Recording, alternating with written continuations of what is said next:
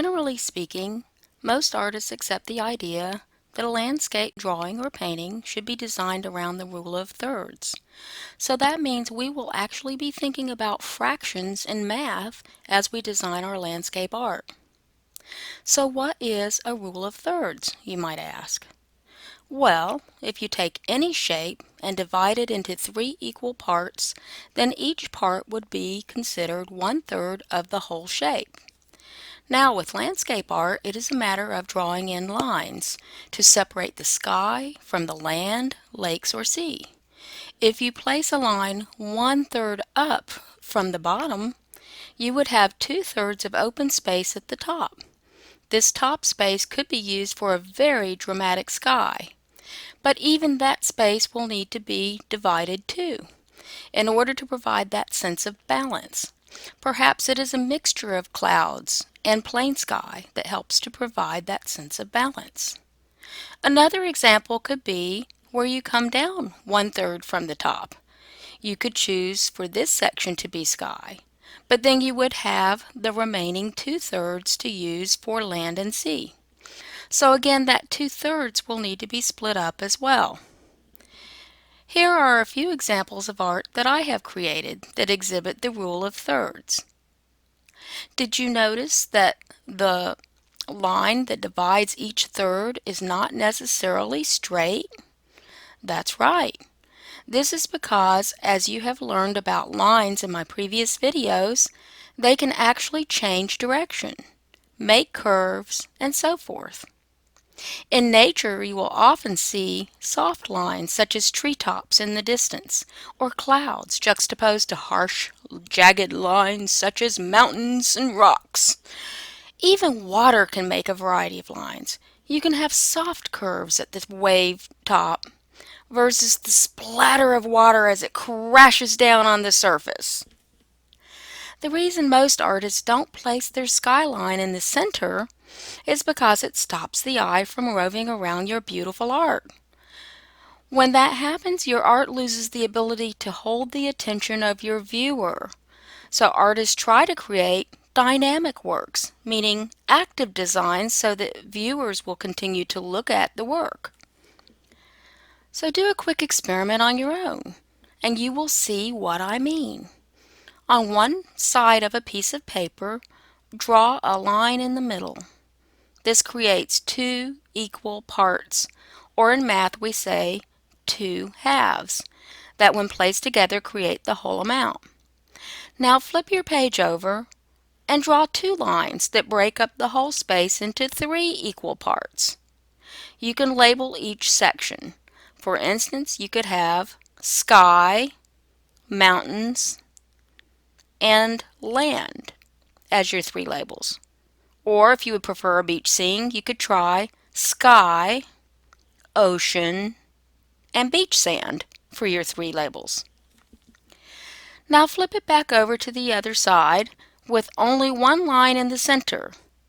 Using the last example of a beach scene, you could label sky and ocean, but then there's no room for a beach.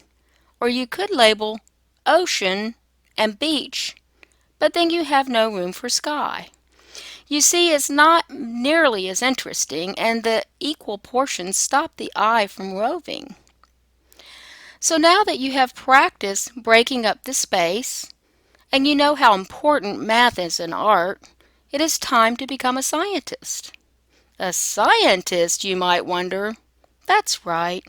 In art, we have to be able to observe things like a scientist in order to create scenes that are believable. For instance, when we think about a tree, we may generalize in our head what a tree looks like.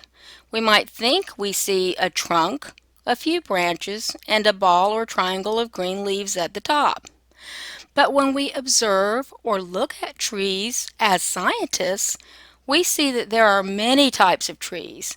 They come in different sizes, colors, shapes, and textures. That means one type is very different from another type. Let's look at the pamphlet for a moment. Do you see how different the leaves are? So if you can really observe nature as a scientist, When you are designing your art, you are more likely to add a variety of trees, or a variety of clouds, or a variety of rocks, or a variety of flowers. You see, the word variety is one of the most important words in art. By adding variety, you have tapped into a principle of design that will help you create a dynamic or active work of art. This means your art will capture the viewer's attention for a longer period of time. This could help you sell art later when you are ready. All right, your assignment today is to take a nature walk with your family or trusted adult. You can take a sketch pad or a camera to capture images that you might enjoy including in your landscape art. Also, don't forget to look up. You will see a wide variety of clouds as your day progresses. Sometimes they are big and puffy, other times they're soft and barely there.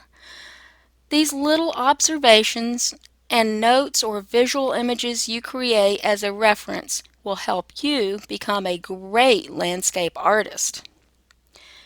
Next week, we are going to a place far away, and we will talk about an incredible artist and a movement in art that is very important. So everything you do this week will help you next week when we visit Giverny, France, and become impressionists like the father of the Impressionist movement, Claude Monet. I am excited about this and hope you are too. So let's grab paper and a pencil or a camera and your family and let's go on that nature hike. Let's really get into those lines and add a variety to our designs. Have a wonderful day.